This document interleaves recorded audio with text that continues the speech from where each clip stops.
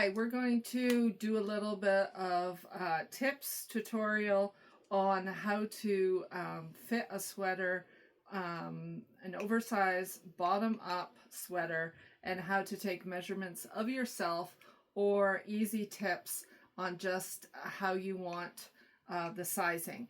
Remember, you're making the sweater for yourself, so therefore the pattern and some of the measurements are just a guideline. So first measurement you want to do is your bust, and you want to go all the way around.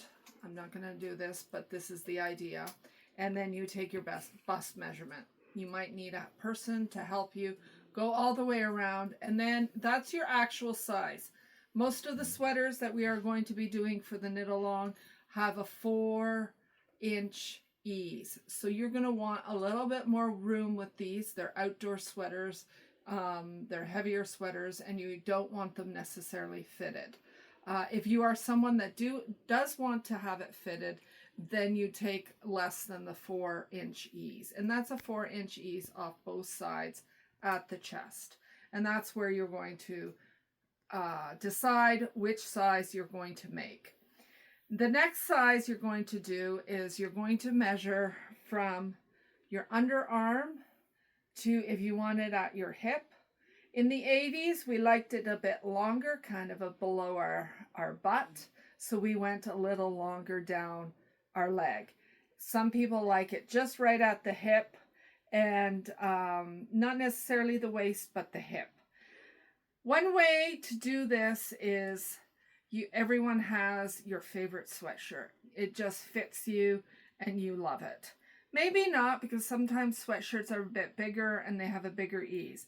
The example I have here today is an extra large sweatshirt, and you can measure, and this isn't the circumference. This would be 25 inches for the front, 25 inches for the back.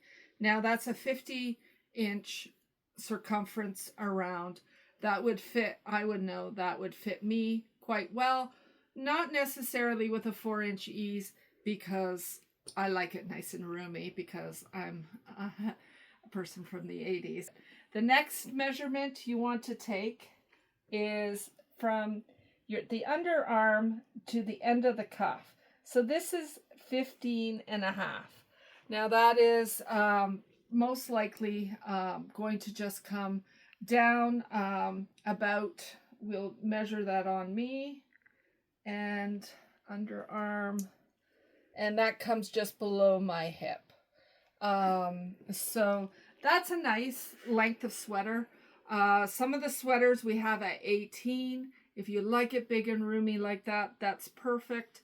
Another measurement we want to take is, we've all standardized the patterns to be about 9 or 10 inches. Men are generally 10 inches, and that would be this, because it is a drop sleeve, and you want to measure that. Now this here is an 11, 11 and a half.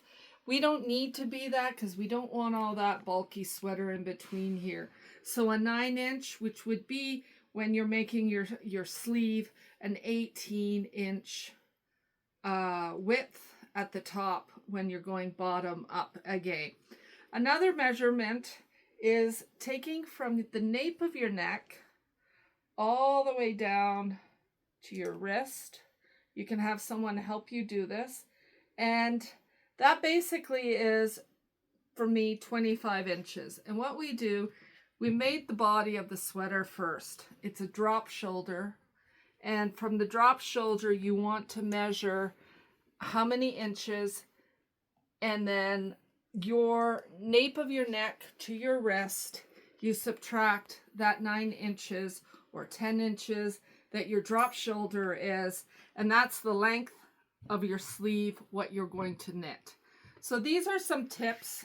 They're quick tips, and if you have any questions, of course, you can, in the Facebook group, ask them, and we will again demonstrate this maybe with a little video or just description.